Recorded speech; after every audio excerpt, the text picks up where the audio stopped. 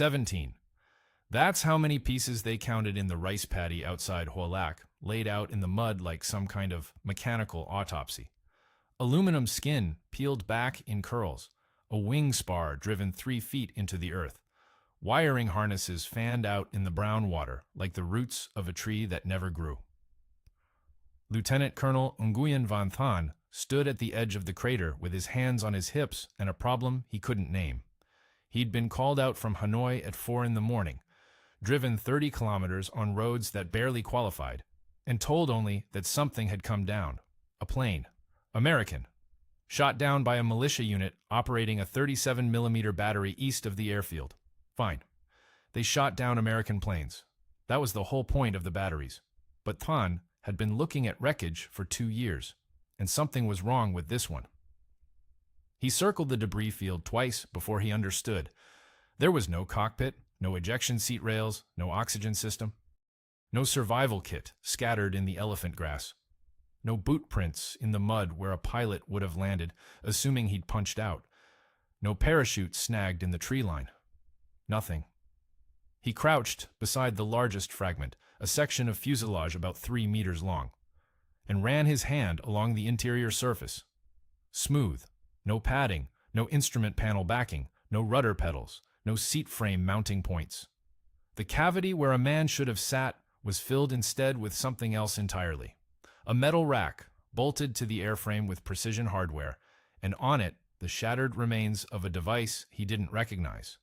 Glass lenses, circuit boards, a drum that might have held film, a camera. The whole aircraft was a camera, or had been, before the 37mm round tore through its belly and sent it pinwheeling into the paddy. Than pulled a notebook from his jacket and began sketching. He was meticulous about it. Dimensions, markings, the shape of the wing platform, the strange bulge under the nose where a radome should have been but wasn't, not exactly. Something else was there. An antenna, maybe, small, directional, connected by cables to a box that had been obliterated on impact but left behind mounting brackets that told their own story. He didn't know the word for what he was looking at. Not yet. The Americans had a word for it. They called it a drone. The farmers who had gathered at the edge of the paddy knew even less than Than did. They'd heard the anti-aircraft fire, seen something fall, and come to look, the way people always come to look. One of them told a cadre member that the plane was small, smaller than the jets that usually came over, painted dark underneath, almost invisible against the overcast sky until the guns hit it and it caught fire. They'd watched it spiral down without understanding what was missing from the picture. No pilot had bailed out because no pilot had ever been inside. This was November 1964. The Gulf of Tonkin Resolution was 3 months old. The first American combat troops wouldn't arrive for another 4 months. The war, as most people understand it, hadn't started yet. But here in a rice paddy 30 kilometers from Hanoi, a machine built in a factory in Los Angeles had just flown a combat reconnaissance mission over North Vietnamese airspace, been shot down, and left behind evidence of a program so classified that most of the American military didn't know it existed. Most people still don't. 60 years later, this story sits in the gap between what happened and what got taught. If this is new to you, you're not alone. Hit like, so the algorithm actually shows this to someone besides bots. Subscribe if you want the history they skipped. And drop a comment because I genuinely want to know, did you know the US was flying combat drones in 1964? Than finished his sketches as the morning light broke flat and gray over the paddy. He sent a runner back to the truck with a message for Hanoi. Send a technical team, bring a photographer, don't let the farmers take anything. He didn't know it yet, but Moscow would eventually get copies of his sketches. So would Beijing. The fragments pulled from that mud would travel farther than the drone itself ever had, passed hand to hand through intelligence networks that were very, very interested in what America was doing in the skies over North Vietnam when America swore, publicly and repeatedly, that it wasn't doing much of anything at all. The drone had no name stenciled on its fuselage, no tail number, no markings of any kind. That was the point. I could build you an airplane that flies without a man in it. I could build you 100 of them. and they'd do things no man in a cockpit would ever survive. John Stuart Foster said this in 1959, standing in front of a room full of Air Force generals who didn't want to hear it. Foster wasn't some crank with a napkin sketch. He was the director of Lawrence Livermore National Laboratory, one of the most powerful weapons scientists in America, and he was telling the brass something that offended them at a molecular level. You don't need pilots. The idea wasn't even new. The military had been experimenting with unmanned aircraft since the First World War. The Kettering bug, the Curtiss Sperry flying bomb, radio-controlled B-17S packed with explosives that Joseph Kennedy Jr. died testing in 1944. The technology kept almost working. Almost. Close enough to demonstrate the concept, never reliable enough to field at scale. By the late 1950s, the unmanned idea had been killed and resurrected so many times it had its own mythology. The generals treated it the way doctors treat a patient who keeps flatlining. At some point, you stop calling a code. Foster didn't care. He saw what they wouldn't. The U-2 had just changed everything. Gary Powers wouldn't be shot down over the Soviet Union until 1960, but the vulnerability was already obvious. You were putting a man in a tube at 70,000 feet over hostile territory, and if he got hit, you got an international incident. A captured pilot was a political catastrophe. A captured piece of aluminum was Tuesday. But the Air Force was the Air Force. Pilots flew planes. That was the identity, the culture, the religion. Suggesting otherwise was like walking into the Vatican and suggesting they try Buddhism. The generals listened to Foster politely, the way powerful men listen when they have already decided and moved on. Ryan. Aeronautical didn't move on. The company was based in San Diego, run by a man who understood something the generals didn't, or wouldn't.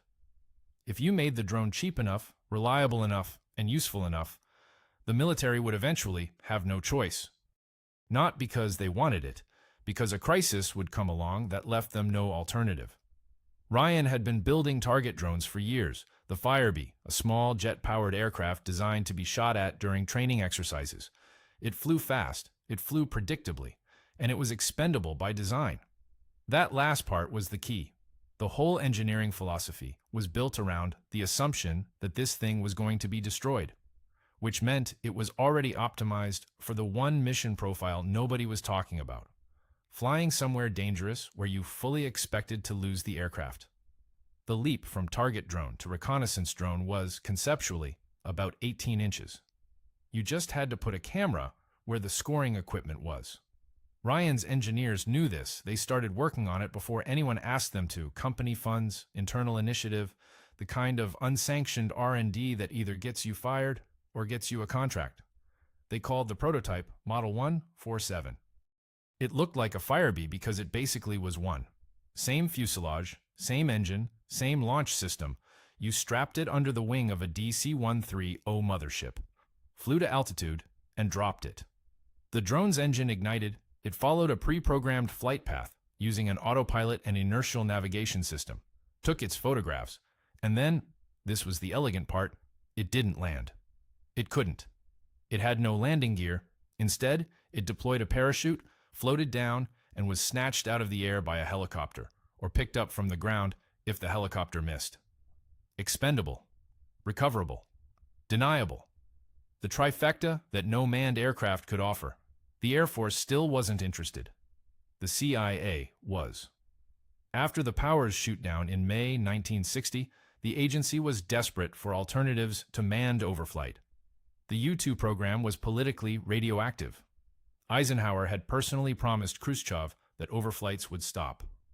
The SR-71 was still years from operational status. Satellites were coming but couldn't loiter. Couldn't retask on short notice, couldn't fly under cloud cover. There was a gap, a dangerous, widening gap, between what the intelligence community needed to see and what it had the tools to look at.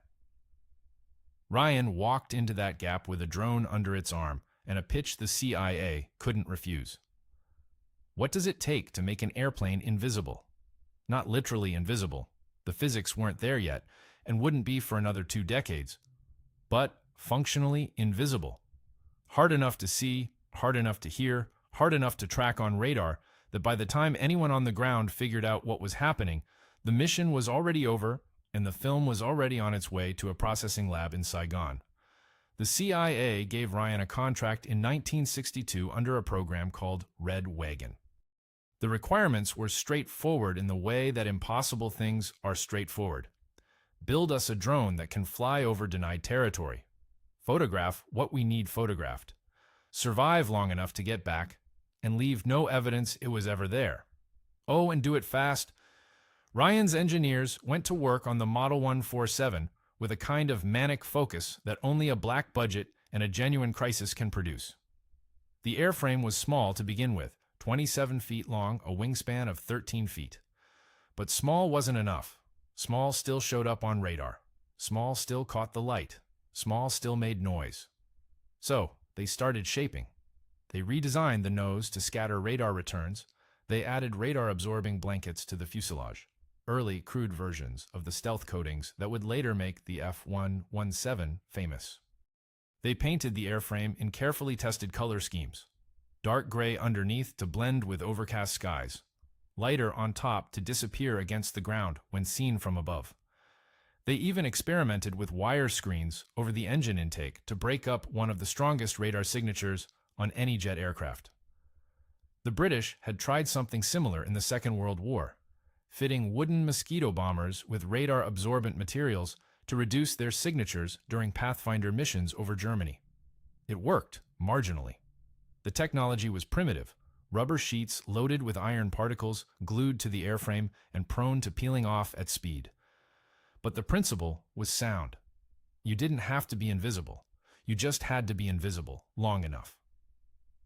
Ryan took that principle and ran with it 20 years into the future. The camera systems were the real payload, and they were extraordinary for their era. The primary sensor was a Hikon HR-233 panoramic camera that could photograph a strip of terrain 70 nautical miles long with resolution sharp enough to count vehicles. Later, variants carried different packages, SIGINT receivers to intercept radar emissions, infrared sensors for night work, even early electronic countermeasures to jam tracking radars. The drone could be reconfigured on the ground in hours, swapping sensor palettes like a photographer, changing lenses. But the most important innovation wasn't technological. It was operational. The drone didn't need to come back. That was the revelation that changed everything about how the missions were planned. A manned aircraft had to return because the pilot had to survive. The entire mission architecture bent around the requirement of getting a human being home alive. Remove the human, and the calculus inverted. You could fly routes that were suicidal by any conventional measure. Straight lines over the most heavily defended airspace on Earth. Low altitude through the densest concentrations of anti-aircraft fire in history. You could lose the drone and still win, because the film capsule could be ejected separately. The intelligence recovered, even if the airframe was destroyed. This was the logic that finally won the Air Force over. Not Foster's vision, not Ryan's salesmanship, but the hard arithmetic of the Cold War translated into mission planning. The North Vietnamese were building one of the most sophisticated air defense networks the world had ever seen. Soviet SA-2 missiles, radar-guided anti-aircraft guns, MiG interceptors, all layered in overlapping kill zones designed to make manned reconnaissance flights impossibly dangerous. Every RF-101 Voodoo that flew over Hanoi was a pilot's life wagered against a photograph. The drones let you stop making that bet. By mid-1964, the 4081st Strategic Reconnaissance Wing at Davis-Monthan Air Force Base in Tucson had stood up a detachment specifically for drone operations. They called it the 4025th Strategic Reconnaissance Squadron, and it existed in a bureaucratic shadow, funded through channels that didn't appear in normal budget documents, staffed by personnel who were told not to discuss their work, operating under security classifications that made the U-2 program look transparent. The DC-130 launch aircraft were modified at a facility that most base personnel didn't know existed. The drones themselves arrived in unmarked crates. The mission tapes were processed in a separate building with its own perimeter fence and its own armed guards. The first operational missions flew over North Vietnam in August 1964. The same month, the Gulf of Tonkin incident gave Lyndon Johnson his blank check. That timing wasn't a coincidence. The United States government told the American public it was not conducting offensive operations over North Vietnam in the fall of 1964. This was technically true, in the way that a lie can be technically true, if you define your terms carefully enough. The drones weren't offensive, they carried cameras, not bombs. They didn't attack anything. They just flew over a sovereign nation without permission, photographed its military installations, and returned, or didn't return, without anyone in Washington having to answer for it. Reconnaissance, not aggression. A distinction that mattered enormously in press briefings and not at all in the rice paddies where the wreckage landed. The first missions launched from Bien Hoa Air Base in South Vietnam. A DC-13OA Hercules, belly-heavy with a lightning bug slung under each wing, would lumber off the runway in the pre-dawn dark, climb to altitude over the South China Sea, and turn north. At the release point, usually over the Gulf of Tonkin, safely beyond the range of coastal radar, the launch officer would hit the pickle button. The drone dropped free, its J-69 turbojet igniting with a sound the crew described as a giant cigarette lighter. Then it was gone, accelerating away on a heading that had been programmed into its navigation system hours earlier by men who would never see what the drone saw. The autopilot flew the mission. Every turn, every altitude change, every camera on and camera off point was preset. The drone didn't think. It didn't improvise. It followed its instructions with the perfect obedience of a machine that had no survival instinct to override. When SA-2 missiles launched beneath it, and they launched often, the contrails rising like white fingers reaching for something they couldn't quite grasp, the drone didn't flinch. It didn't jink. It flew straight and level through the explosion pattern because that's what the program said to do, and sometimes that was enough, and sometimes it wasn't. The men who launched them stood in the cargo bay of the DC-130 and watched the drones disappear into the haze and felt something that none of them could adequately describe afterward. Pride wasn't the right word. Neither was guilt. It was closer to the feeling a surgeon might have operating by remote. You were saving lives by not being there, and the absence of risk felt like a kind of transgression. Captain Robert Kingston, a launch officer with the detachment, later said the strangest part wasn't sending the drone out. It was the silence afterward. With a manned aircraft, you listened to the radio. You heard the pilot breathe. You heard him call out threats, acknowledge waypoints, swear when the flak got close. With the drone, there was nothing. You sent it north, and then you waited. Sometimes what came back was remarkable. Photographs so sharp, you could read the serial numbers on SAM transporters. Coverage of areas no manned aircraft had ever overflown. The Chinese border regions, the supply routes threading through the karst mountains toward Laos. The port facilities at Haiphong, where Soviet freighters unloaded crates that everyone knew contained missiles, but no one could prove until a 27-foot drone flew over at 500 knots and took a picture. Sometimes, what came back was a helicopter crew holding a torn parachute and an empty harness, the drone having landed in triple canopy jungle, or a mountainside, or the ocean. Sometimes, nothing came back at all. The drone simply vanished, shot down, crashed, lost to mechanical failure. And its designation was added to a classified list that grew longer every month. By the end of 1964, the North Vietnamese had shot down 5. They put the wreckage on display in Hanoi, arranged in a courtyard like trophies from a hunt. The propaganda value was irresistible.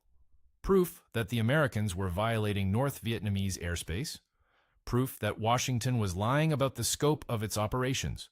Proof of aggression. The Soviets sent technical teams to examine the debris. The Chinese sent photographers. But here was the bitter arithmetic that made the program unstoppable. 5 drones lost, 0 pilots captured, no families notified, no press conferences, no names read into the congressional record, no one on the evening news demanding to know why their son was sitting in a cell in the Hanoi Hilton. The drones absorbed the missions that would have consumed men, and the silence where those men would have suffered was the program's greatest product. Not the photographs. The silence. Colonel Norman Grooney watched a MiG-21 chase a drone for 6 minutes over Hanoi and felt something he would later describe with characteristic understatement as professional satisfaction. The drone wasn't carrying a camera. It was carrying nothing of intelligence value at all. What it carried was a radar signature, amplified, sweetened, tuned to look on North Vietnamese screens exactly like an F-105 Thunder Chief flying a bombing run. The MiG pilot who scrambled to intercept it didn't know he was chasing a ghost. He fired 2 Atoll missiles at it. Both missed. He closed to gun range and hit it with a burst of 23mm cannon fire, and the drone tumbled out of the sky, trailing black smoke. And the pilot probably reported a kill and probably received a commendation. And none of it mattered, because while he was up there dogfighting a tube of aluminum, the actual strike package, 16 F-105s carrying real bombs aimed at real targets, had passed through the gap in the air defense net that his absence created. This was the decoy war, and it was, by any honest measure, the cruelest trick the drone program ever played. The modified drones were designated AQM-34N, and they were engineered specifically for deception. Lundberg lenses mounted in the airframe amplified their radar cross-section to mimic fighter-sized aircraft. Chaff dispensers created false returns on enemy radar screens. Some carried electronic jammers that replicated the emissions signatures of strike aircraft. They flew at the altitudes and speeds that North Vietnamese radar operators had learned to associate with incoming American attacks, along routes that matched known ingress corridors. The North Vietnamese had spent years building their integrated air defense system into a machine optimized for killing American pilots. They had invested Soviet prestige, Chinese material, and their own blood into a network of radars and missiles and fighters that functioned brilliantly as a single organism designed to find, track, and destroy manned aircraft. The decoy drones turned that entire system into a weapon pointed at nothing. Every SA-2 fired at a drone was a missile not fired at an F-105. Every MiG sortie spent chasing a phantom was fuel burned and flight hours consumed and pilot fatigue accumulated against a target that cost a fraction of what the missile cost to shoot it down. The economics were obscene. A lightning bug cost roughly $100,000. An SA-2 cost roughly the same. But the SA-2 was a one-shot weapon, while the drone, if it survived, could be recovered, refurbished, and sent back the next day. The North Vietnamese figured it out, eventually. They had to. The radar operators began noticing that some targets behaved wrong, too steady, too predictable, immune to the panic maneuvers that real pilots couldn't help making when a missile launch warning lit up their cockpit. They started developing protocols to distinguish drones from manned aircraft, allocating their defensive resources more carefully, holding fire when the signature looked suspicious. But distinguishing was its own trap. Every second spent analyzing whether a radar return was real or fake was a second of decision-making consumed, a second of reaction time lost, a second during which actual strike aircraft were getting closer. The drones didn't have to fool everyone every time. They just had to inject enough doubt into the system to slow it down. Doubt was the real weapon, not the drone, not the chaff, not the Lundberg lens. Doubt. The program flew 3,435 sorties over Southeast Asia between August 1964 and June 1975. That number was classified until 1998. For 33 years, the most extensive unmanned aerial campaign in history existed only in filing cabinets in rooms that required 2 forms of identification to enter. The lightning bugs flew over China too. That part stayed classified even longer. Missions over Hainan Island, over the nuclear test facilities at Lop Nur, over submarine pens and missile batteries along the southern coast. Flights that would have constituted acts of war if anyone had been able to prove an American was responsible. The drones that didn't come back were explained away as navigation errors, weather losses, mechanical failures. The ones the Chinese shot down and recovered were studied, reverse-engineered, and eventually informed Beijing's own drone development program. Ryan's technology, stolen from the wreckage of Ryan's aircraft, built the foundation for the machines that would one day fly under a Chinese flag. By 1971, the Air Force had lost interest. The war was winding down. The budgets were contracting. The manned aircraft community, which had never fully accepted the drones as anything more than a useful novelty, reasserted its institutional dominance. The reconnaissance mission belonged to pilots, not robots. That was the consensus. And consensus in the Pentagon has the force of gravity. Ryan Aeronautical was acquired by Teledyne in 1969. The drone production line slowed, then stopped. The remaining airframes were put into storage at Davis-Monthan, parked in the Arizona desert alongside rows of retired bombers and fighters, their silver skins dulling in the sun. Some were scrapped, some were cannibalized for parts.